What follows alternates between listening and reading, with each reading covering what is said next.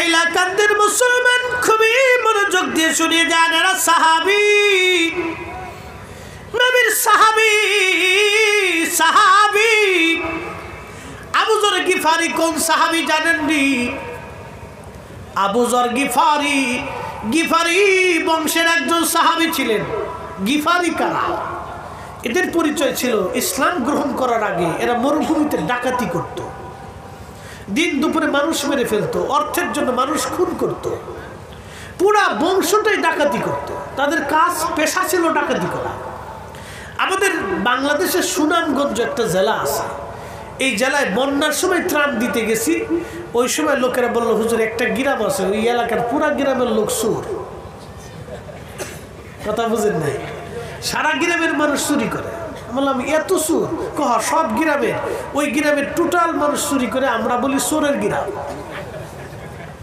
ওই গ্রামের সাথে কেউ আত্মীয়তা করে না, বিয়ে শাদী করে না, ও খালি চুরি করে বেড়ায়।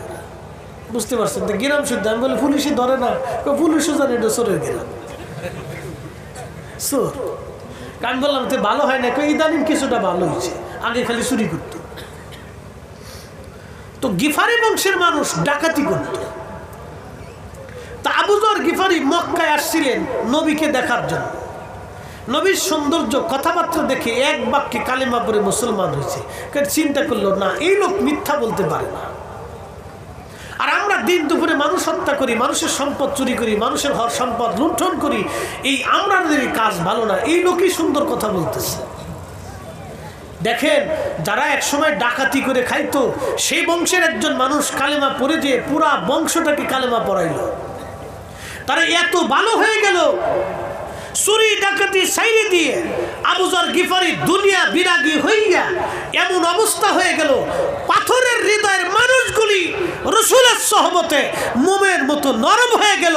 তিনি আমাদের নবী, যার জীবনে ভুল ছিল না, খাতা ছিল না, আইব ছিল না, দোষ ছিল না, ত্রুটি ছিল না, একটা কথাও জীবনে মিথ্যা বলেন নাই, অন্যায়ভাবে কাউকে একটা আঘাত কোনোদিন থাপ্পড় মারেন নাই, কোনোদিন জবান থেকে তার ফায়সা কথা আসে নাই, এক বিন্দু পরিমাণ আমানত জীবনে কারো খেয়ানত করেন নাই। রাসূল করিম আরবের জমির জাহিলিয়াতের সময় ছিলেন ব্যান, ওনার নাম ছিল আল আমিন। আল আমিন শব্দের অর্থ হলো বিশ্বাসী। তিনি এতটাই বিশ্বাসী ছিল যে মানুষের আমানত যেইভাবে দেওয়া হতো উনি ওইভাবেই আবার ফেরত দিতেন। রাসূল বলেছেন, কিয়ামতের আগে ওয়াদাউল আমানা, আমানতের খেয়ানত বাড়বে। সন্তান বাবার হক নষ্ট করবে, বাবা সন্তানের হক নষ্ট করবে, মা সন্তানের হক নষ্ট করবে, সন্তান বাবার হক নষ্ট করবে, ধনীরা গরিবের হক মেরে খাবে, গরিবরা গরিবের হক মারবে, মানুষ ইতিমের সম্পদ নষ্ট করবে, অনেক বড় প্রভাবশালীরা দরিদ্র মানুষের সম্পদ চুরি করে খাবে। এই আমানতের খেয়ানত সারা পৃথিবীতে এখন চলতেছে। কথা বলেন ঠিক না? এটা কিয়ামতের আলামত। হাইলাকান্দির মুসলমান হযরত ওমর রাদিয়াল্লাহু আনহু আবু যরকে বলেন, আবু যর গিফারি, বলো তো তোমার আসামি কি ফিরে আসবে? আবু যর গিফারি ডাক দে বলল, আমিরুল মুমিনিন, মুসলমান কখনো মিথ্যা কথা বলে না। আমার মন বলে ওই যুবক আমাদের মাঝে ফিরে আসবে। চিৎকার মেরে বলেন না মারহাবা। আহা, মুসলমান কাকে বলে? আবু যর গিফারি দাঁড়িয়ে আছে, সন্ধ্যা ঘনিয়ে যাচ্ছে, ঠিক এমন সময় ওই যুবক দৌড়াইয়া দৌড়াইয়া হাঁপায়া হাঁপায়া ফিরে আসছে, সালাম দিল, আসসালামু আলাইকুম ওয়া রাহমাতুল্লাহি ওয়া বারাকাতুহু। ঠিক এমন সময় আমিরুল মুমিনিন জবাব দিলেন। যুবক ডাক দিয়ে বলল, হুজুর, আপনার আসামি ফিরে এসেছে। আমি আমার ছোট ভাইয়ের হক মিটাইয়া আমি আবার ফিরে আসছি। আবু যর গিফারি, আপনি রাসূলুল্লাহর বুজুর্গ সাহাবী, আপনাকে 3টা দিন অনেক পেরেশানির মধ্যে রাখছিলাম, দয়া করে আপনি আমাকে মাফ করে দেন, ক্ষমা করে দেন। আপনাকে চিন্তার মধ্যে ফেলে দিয়েছিলাম, হুজুর ক্ষমা করে দেন, আমি আসামি ফিরে আসছি। আমিরুল মুমিনিন, আল্লাহর ফয়সালা অনুযায়ী আপনাকে মৃত্যুদণ্ড আমাকে দিয়ে দেন, আমার কোনো আপত্তি নাই। একবার জোরে বলা যাবে কি আল্লাহু আকবার? সেই মুসলিম ইশারা করলে নদীর পানি উজানের দিকে রওনা হইছে। আমরা সেই মুসলমান, আল্লাহর আকাশের দিকে তাকাইলে আকাশ থেকে পানি নেমে আসছে। একসাথে বলবেন সুবহানাল্লাহ। মরক্কো চিনেন? মরক্কো চিনে? এই এবছর ফুটবল খেলা ভালো একটা খেলছিল, একটা মুসলিম কান্ট্রি, আফ্রিকা, 99% সুন্নি মুসলমান। মারহাবা কইতেন না আপনারা? আমাদের এই উপমহাদেশে সুফিরা, আল্লাহর ওলিরা আমাদের কাছে দিনের দাওয়াত নিয়ে আসছে। কি কথা কর ঠিক কিনা? এটা সত্য না মিথ্যা? চির সত্য কথা। ওলিরা এদেশে ইসলাম নিয়ে আসছে। তো মরক্কোতে যিনি কালেমার দাওয়াত দিয়েছিলেন, আজ থেকে 800 বছর আগে শাহজালাল ইয়ামানি এদেশে আসছিলেন। আর 800 বছর আগে মরক্কোতে কালেমার দাওয়াত দিয়েছেন, তার নাম হযরতে ইমাম মুহাম্মদ ইবনে সুলাইমান জাজুলি। মুহাম্মদ ইবনে সুলাইমান জাজুলি ছিলেন আজ থেকে 800 বছর আগের মরক্কোর ইমাম। এত মুসলমান ছিল না। তো মরক্কোর একটা প্রদেশ আছে নাম বারবার। এই প্রদেশটা শুধু মরু অঞ্চল, বেশিরভাগ মরুভূমি। তো এই বারবার অঞ্চলে তিনি গেছেন কালেমার দাওয়াত পৌঁছানোর জন্য। তো মরুভূমির ভিতর দিয়ে চলতে চলতে চলতে চলতে জোহরে রক্ত হয়েছে, কিন্তু ওনার পানি শেষ হয়ে গেছে। মরু অঞ্চল, পানি না থাকলে কত বড় বিপদ আপনি বুঝেন। তিনি চিন্তায় পড়ে গেলেন যে আমাকে ওযু করতে হবে, নামাজ পড়তে হবে, তা আমি এখন কি করি, পানি কোথায় পাই? হযরত মুহাম্মদ ইবনে সুলাইমান জাজুলি পানি খোঁজার জন্য মরুভূমির মধ্যে দৌড়াইতে লাগলেন। লক্ষ্য করলেন বহু দূরে জঙ্গল দেখা যায় মরুর পাশে। হাজরাতে সুলাইমান জাজুলি চিন্তা করলেন, মরু যেহেতু আছে, পানির ব্যবস্থাও আছে, জঙ্গল যেহেতু আছে, পশু পাখিরাও আছে। আর পশু পাখি যেখানে, পানিরও ফাইসালা আছে সেখানে, কারণ পশু পাখিরা পানি ছাড়া বাঁচতে পারে না। আচ্ছা, আপনাদের ভারতে বড় বড় জঙ্গল আছে না? কথা কোন আসেনি? হাতি, ঘোড়া, গাধা, বিভিন্ন প্রাণী এই জঙ্গলে বাস করে। আপনারা বলেন তো, জঙ্গলে যে প্রাণীগুলি বাস করে ওদের পানির ব্যবস্থা কে করে? না না, হয়নি। একসাথে বলতে হবে, কে? যারা বলেন কে?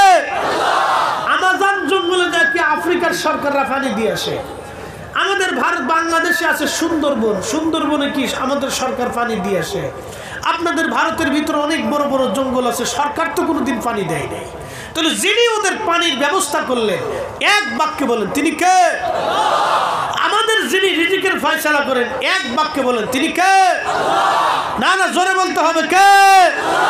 তাহলে আমরা গোলামি করব কার? সেজদা হবে কার? ইবাদত হবে কার? আইন মানব কার? আমাদের জীবনে আল্লাহর আইন মানতেই হবে। কথা কোন ঠিক না ঠিক? প্রিয় উপস্থিতি, মনোযোগ দেন। মুহাম্মদ ইবনে সুলাইমান জাজুলি ওই জঙ্গলের ভিতরে গেলেন। জঙ্গলের মধ্যে যায় দেখলেন সুন্দর একটা গাছ, এই গাছের নিচে একটা করে ঘর। ঘরের দরজার পাশে দাঁড়ায় বললেন, কেউ আসো, দরজা খোলো। আমি মুহাম্মদ ইবনে সুলাইমান জাজুলি বলতেছি, আমি ওযু করব, পানি দাও, পানির কি কোনো ব্যবস্থা আছে? ঘরের ভিতর থেকে কোনো আওয়াজ নাই। মাহফিলের ভিতর তো উঠে কেনা, বসো বসো বসো। মুতে ধরলে সেলো মেশিন একবারে চাপ দিয়ে ধরে বসে থাকতো, লড়াচড়া করা যাবে না। উঠলে বিপদ। মাহফিলের ভিতর থেকে লোক উঠে গেলে আল্লাহ বরকত উঠাই নিয়ে যায়, এই কথাটা মনে রাখবে। কোনো উঠাউটি হবে না। যদি ফেসাবে ধরে তো সেলো মেশিন একবারে কায়দা মতো চাপ দিয়ে ধরে রাখো। প্রয়োজন বোধে একবারে তালা লাগাই দাও, কোনো আজকে কাহিনী হবে না। একবারে 2 ঘন্টার আগে কোনো উঠাউঠি, লড়াচড়া, বসাবসি কিচ্ছু হবে না। উঠলে কিন্তু মামলা করে দিব, এফআইআর করে দিব, আজকে দাঁড়াও, কোনো কাজ হবে না। একসাথে জোরে বলেন আল্লাহু আকবার। বলেন না ইয়া রাসূলুল্লাহ। কষ্ট হচ্ছে? আর কিছু সময় চলবে? আমরা মুসলমান, কথা কোন ঠিক কি না? তো কি মুসলমান, এটার পরিচয়টা আজকে দিয়েছে। মুসলমান তো কিতাবাত মুসলমান, এটা বোঝার দরকার। আমরা কোন জাতের মুসলমান এটা বোঝার দরকার। হাইলাকান্দিবাসী সুলাইমান জাজুলি ডাকে, কেউ আসো, দরজা খোলো, আমি ওযু করব, নামাজ পড়ব, পানির বড় দরকার। কিন্তু ঘরের মধ্য থেকে কেউ পানি আনে না, দরজাও খুলল না। উনি লক্ষ্য করলেন দূরে একটা কুয়া দেখা যায়, কুয়ার পাশে দৌড়ায় গেলেন। কুয়ার মধ্যে তাকিয়ে দেখলেন পানিও আছে। সুলাইমান জাজুলি পানি উঠানোর মতো কোনো দড়ি নাই, মশক নাই। দড়িও তো দরকার, বালতিও দরকার, তাহলে কুয়ার ভিতর থেকে কি করে পানি উঠাবে? যদি কোনোদিন আপনারা মদিনায় যান, মদিনার থেকে বদর যাওয়ার সময় একটা এলাকা আছে নাম বীরে শেফা, একটা কুয়ার নাম বীরে শেফা।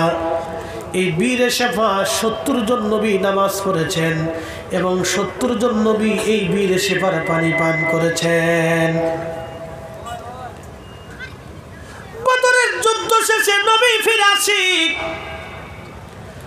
শত শত সাহাবী বীরে শেফার কাছে ভিড় করলেন, তাবু গাড়লেন।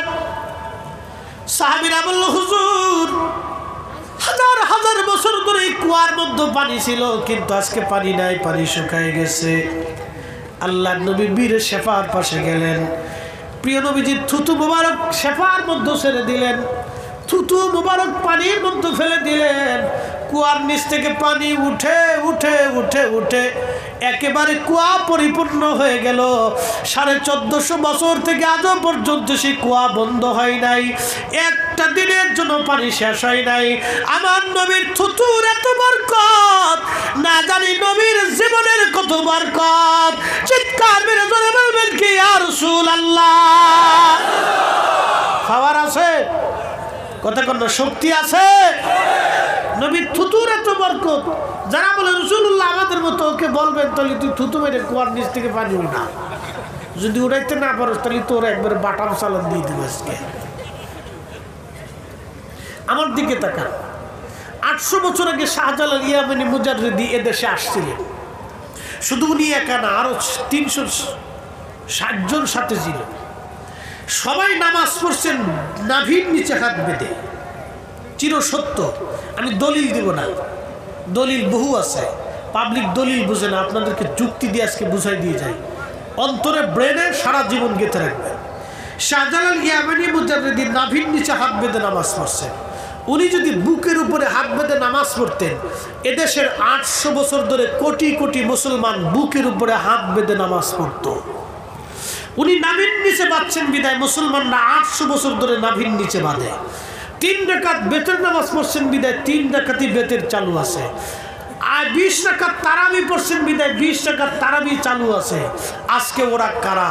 আমার জানাজায় ভেজাল বাঁধাইছে, আমার নামাজে ভেজাল বাঁধাইছে, আমার দুয়ায় ভেজাল বাঁধাইছে, আমার তারাবিতে ভেজাল বাঁধাইছে, রমজানে ভেজাল বাঁধাইছে, সলাতুল ঈদুল ফিতর ঈদুল আজহায় ভেজাল বাঁধাইছে, আমার তাহাজ্জুদে ভেজাল বাঁধাইছে, আমার ওই তারাবি কি বলে বেতের নামাজে ভেজাল বাঁধাইছে, আমার দুয়ায় ভেজাল বাঁধাইছে, আমার মসজিদে ভেজাল বাঁধাইছে, আমার মুসলিম পরিবারে ভেজাল বাঁধাইছে, আমার সমাজে ভেজাল বাঁধিয়েছে।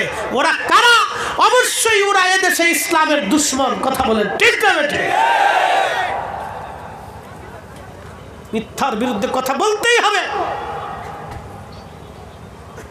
শাহজালাল ইয়ামানি মুজাররিদি দেশে ভেসে আসেন নাই, শুধু ইয়ামান থেকে আরব হয়ে দিল্লির নিজামউদ্দিন আউলিয়ার সাথে দেখা সাক্ষাৎ করে দেশে এসেছিলেন। যাই নামাজ বিছিয়ে সুরমা নদী পার হয়েছিলেন। আজকে দেয়ারে তো সুরমা, সেই দেয়ারে তো সুরমা ছিল না। 800 বছর আগে বিরাট বড় নদী ছিল, সেই নদী যাই নামাজ বিছিয়ে পার হয়েছে।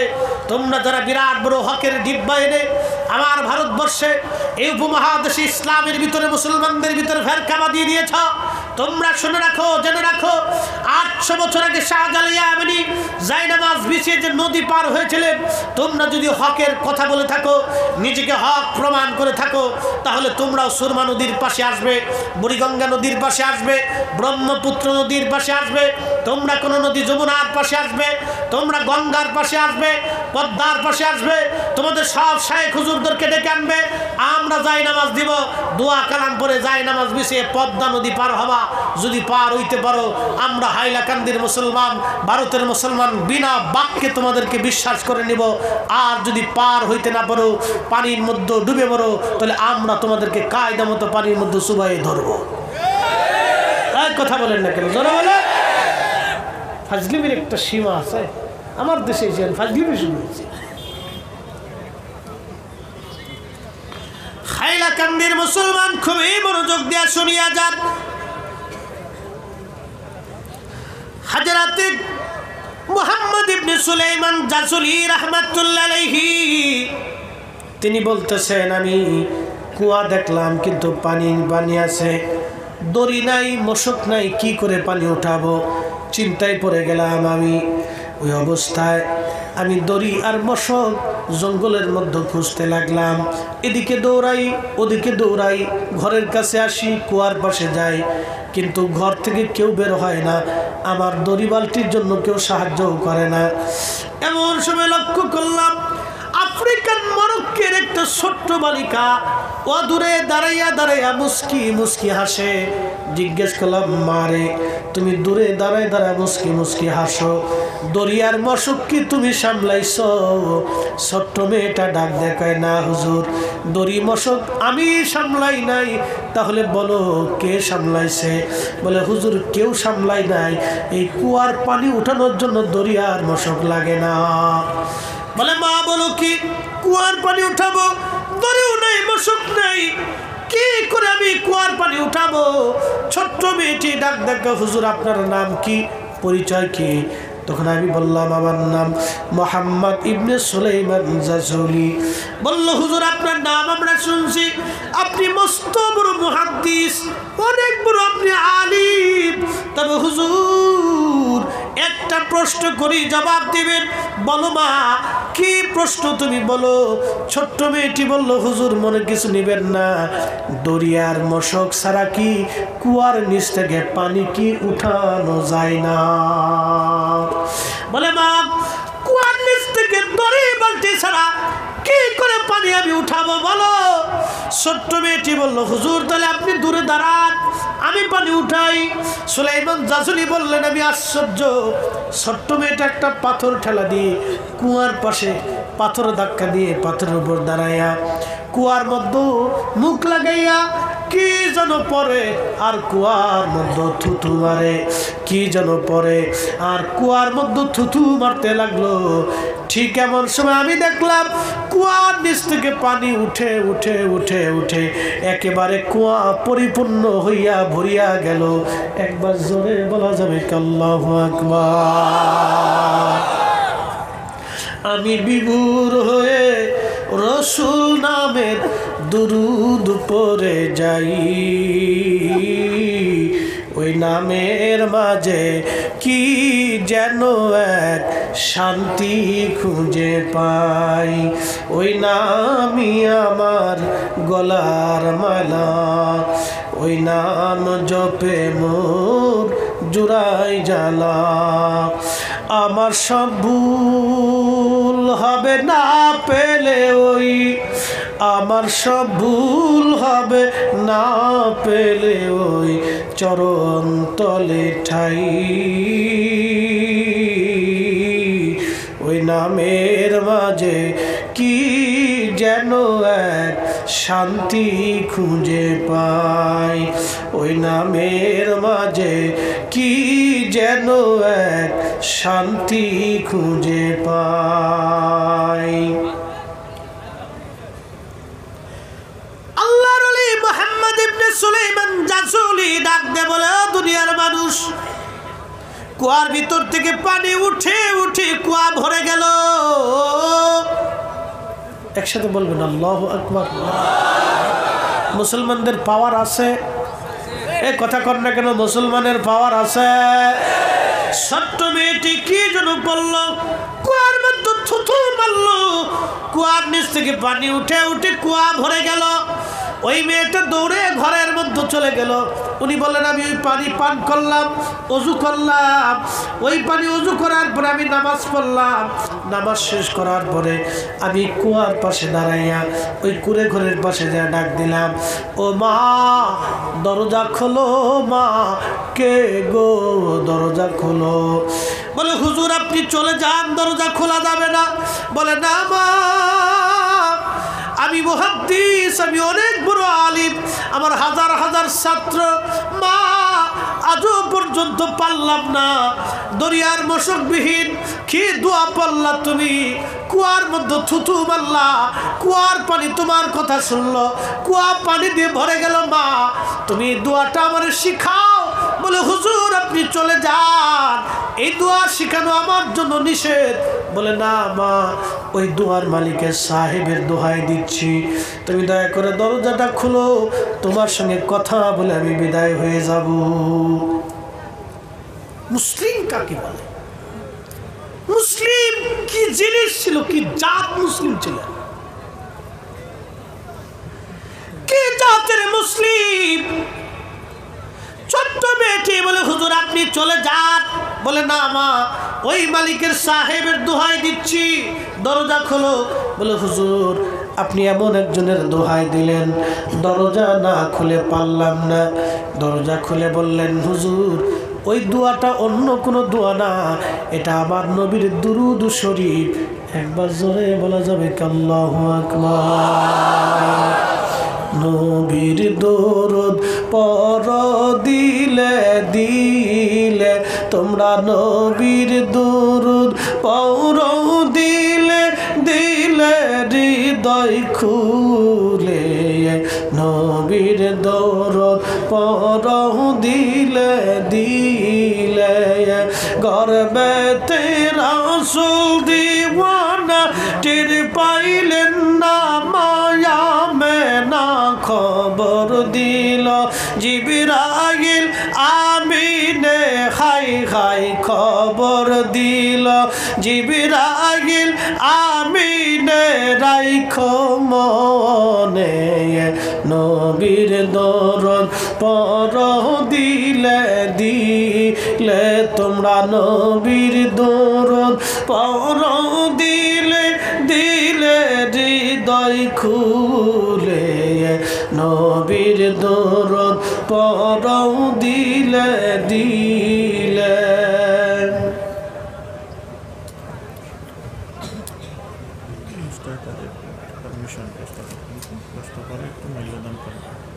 আচ্ছা ঠিক আছে, ও আমারও শেষ। একসাথে জোরে বলি তো আল্লাহু আকবার। তাহলে বলেন নবীর দুরুদের বরকত আসে না নাই? এটা বাস্তব থেকে বলতেছি। ইমাম মুহাম্মদ ইবনে সুলাইমান জাসুলি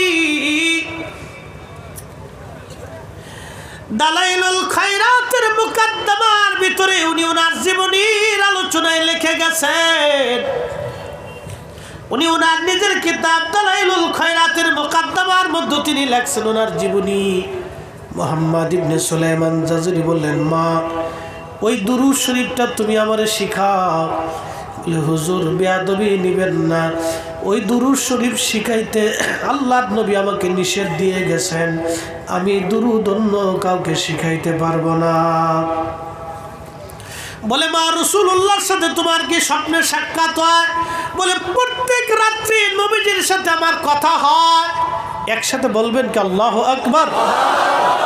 না না, আরো জোরে বলেন না ইয়া রাসূলুল্লাহ। বলেন নবী আছে না নাই? মান রাআনি ফিল মানামি ফাকাদ রাআল হক। আল্লাহ রাসূল সহিহ বুখারীর কিতাবুর রুয়ার মধ্যে বললেন যে আমাকে স্বপ্ন দেখলো সে বাস্তবে আমি নবী দেখছে। আমি নবী নিজে আসছি, আমি ছবি আসি নাই, আমি নবী নিজে আসছি। তার মানে নবীর জায়গা নবী আছে, উম্মতের চোখের জায়গা চোখ নাই। এ বাহেদ হাইলাকান্দির মুসলমান মনোযোগ দিয়ে কথা শুনিয়া যান। সূর্য আকাশে উঠে, অন্ধ চোখে দেখে না, এটা অন্ধের চোখের দোষ, সূর্যের দোষ না। আমার নবী নবীর জায়গায় নবী আছে, উম্মতের চোখের জায়গা চোখ নাই, উম্মতের চোখের দোষ আমার নবীর দোষ না। যারা বলে নবী নাই, নবী দেখতে পারে না, নবীর ক্ষমতা নাই। ওরা মিথ্যাবাদী কাজ্জাব এবং দাজ্জাল, ওদের থেকে ঈমান বাঁচানো সময়ের দাবি। কথা বলেন ঠিক কিনা? সাজছে মুসলমান তারা, নামে মুসলমান, ইমানদারের ঈমান নিয়ে করছে যারা খেলা, ওরাই তো আসলে এজিদেরই চেলা। হ্যাঁ, কথা বলেন ঠিক কিনা? দাড়ি টুপি পাগড়ি আছে দেখতে মাওলানা, ভিতরে নাই নবী প্রেম ইয়াজিদে ভরা।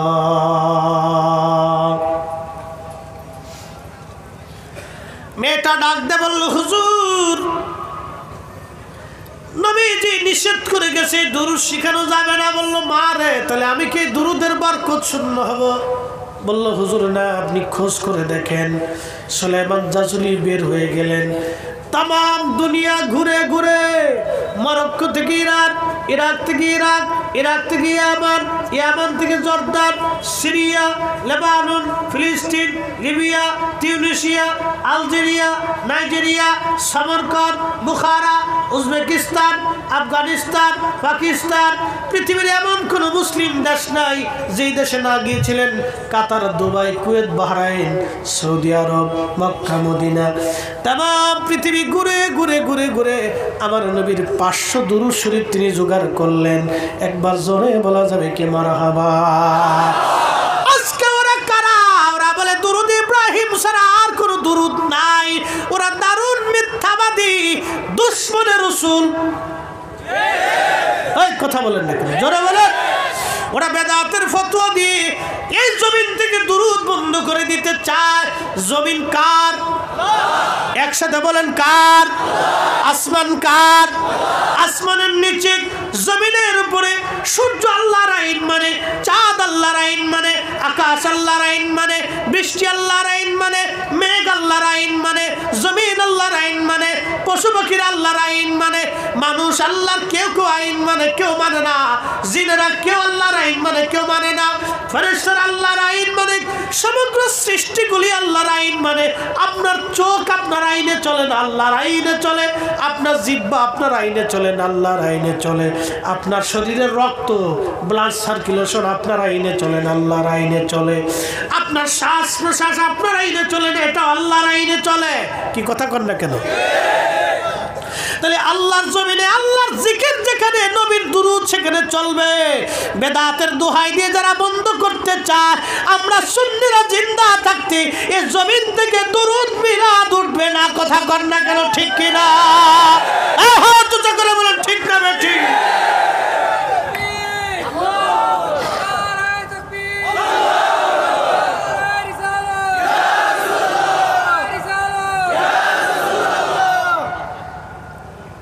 মিলাদ দুরূদ চলবে?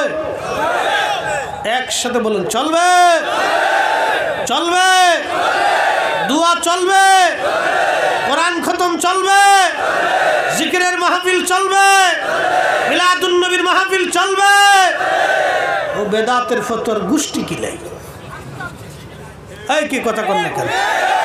বেদাতের ফতোয়ার গোষ্ঠী, আস্থা গোষ্ঠী কি লাই?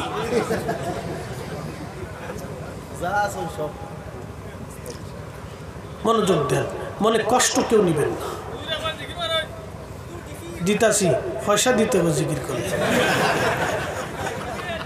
হ্যাঁ দিচ্ছি, ওয়াজ আমার শেষ।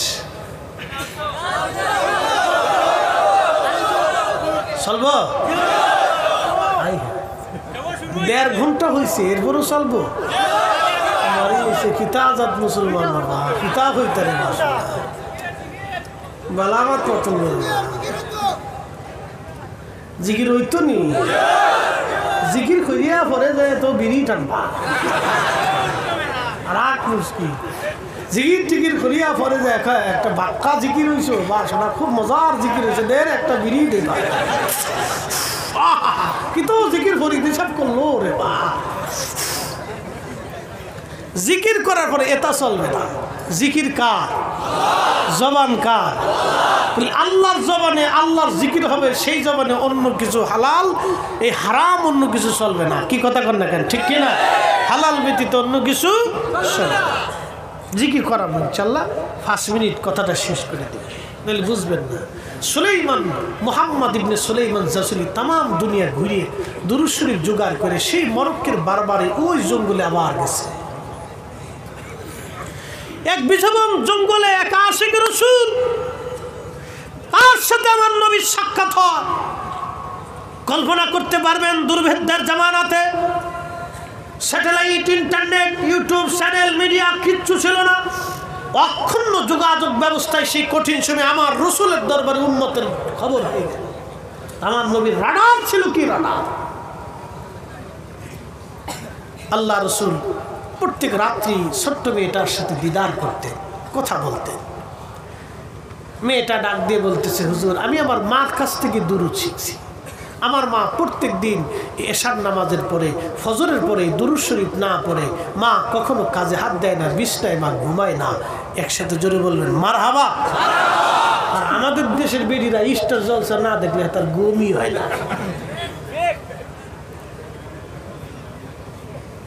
এটা কই লাভ নাই। অনেকের মেকআপ নষ্ট হবে দে, অজুই করে না, উড়ে বেডির বেডি কি বাউল হয়েছি।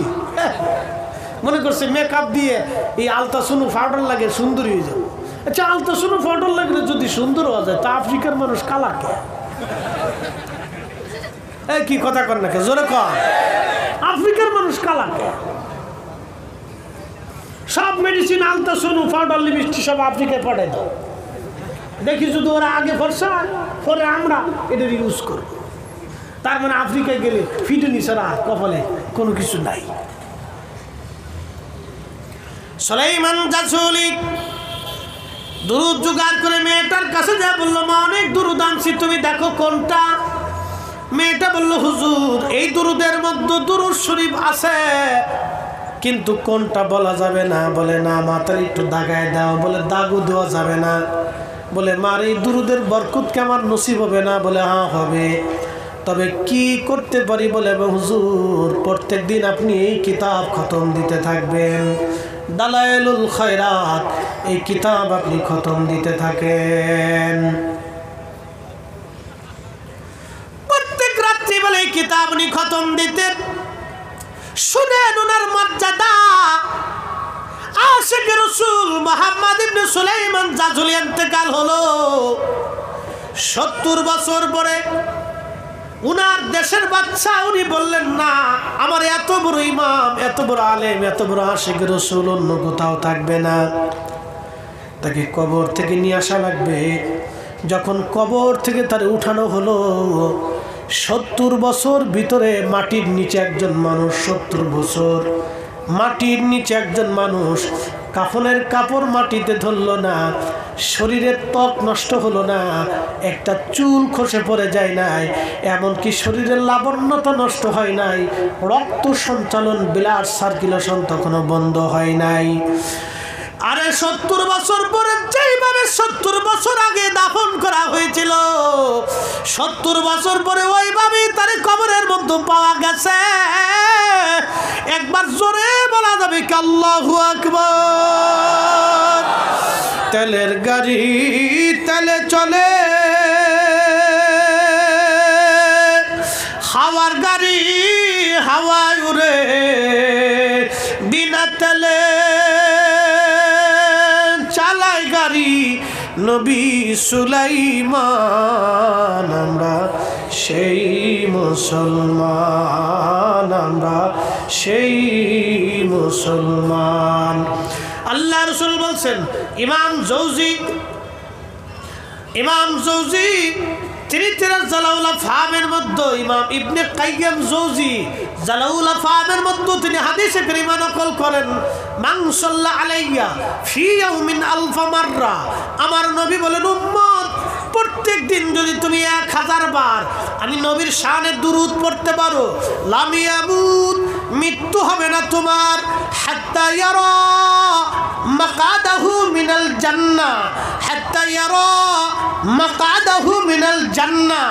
দুনিয়ার জগৎ থেকে তুমি জান্নাতের মাকাদা না দেখা পর্যন্ত তোমার মউত হবে না, মৃত্যু হবে না। একবার জোরে বলা যাবে কি সুবহানাল্লাহ? তাহলে বলেন দুরূদ চলবে? আওয়াজ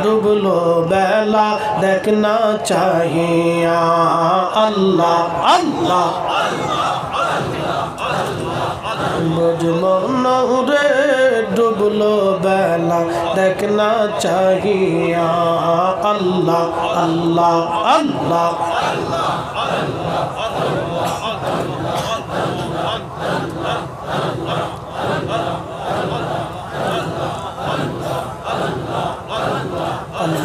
Allah Allah Allah Allah Allah Allah Allah Allah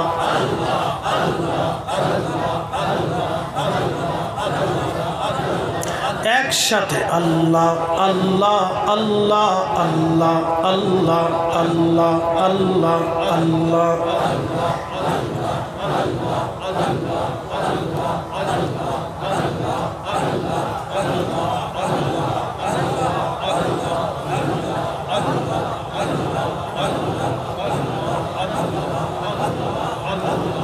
Allah Allah Allah Allah Allah Allah Allah Allah Allah Allah Allah Allah Allah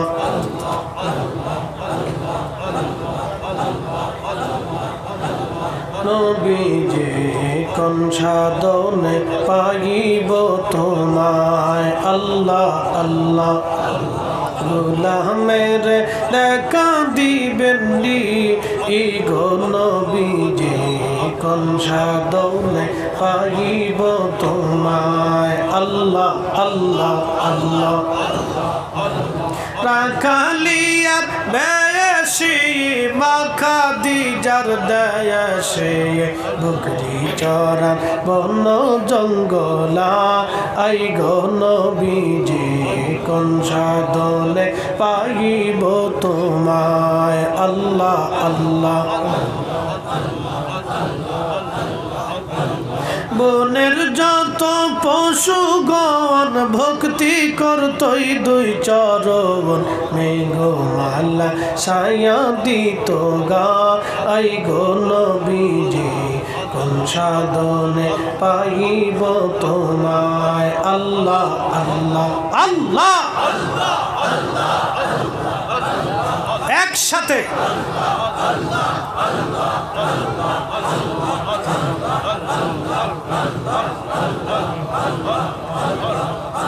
এই লোকটাকে থামেন থামেন আপনি জিকির একসাথে করতে পারেন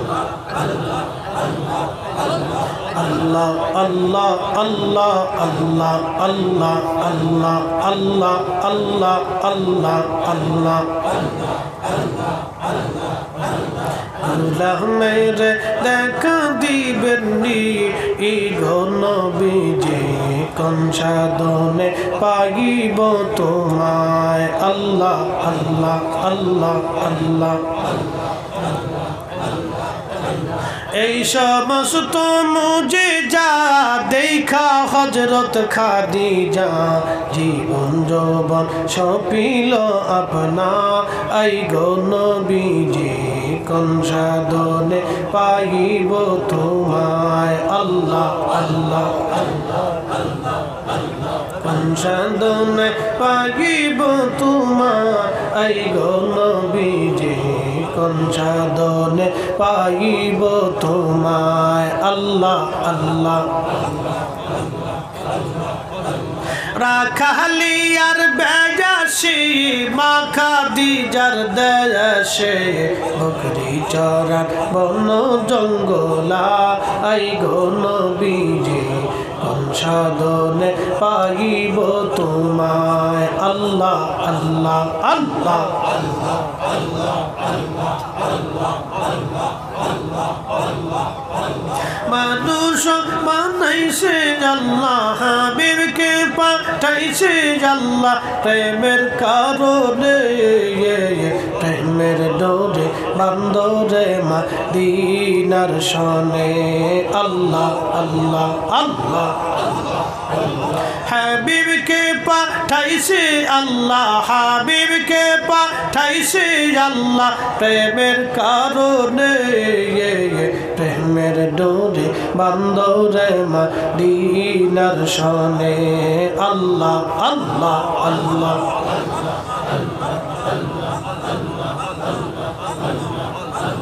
আল্লাহ আল্লাহ আল্লাহ আল্লাহ আল্লাহ আল্লাহ আল্লাহ আল্লাহ লা ইলাহা ইল্লাল্লাহ মুহাম্মাদুর রাসূলুল্লাহ সাল্লাল্লাহু আলাইহি ওয়াসাল্লাম। একবার জোরে বলা যাবে কি মারহাবা।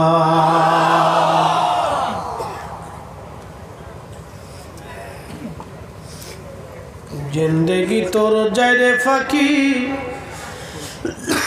দিয়া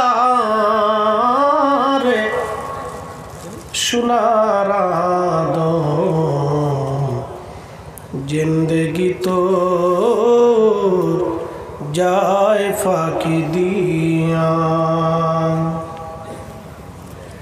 ও আদম রে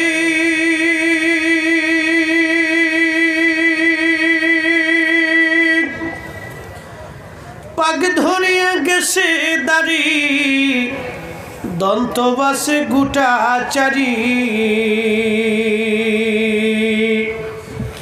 সমন জারি গিয়াছে করিয়ারে সোনার আদম, জিন্দেগি তোর যায় ফাঁকি দিয়া। জিন্দেগি তোর যায় রে ফাঁকি দিয়া রে সোনার আদম, জিন্দেগি তোর যায় ফাঁকি দিয়া। ও গামছা কমিটি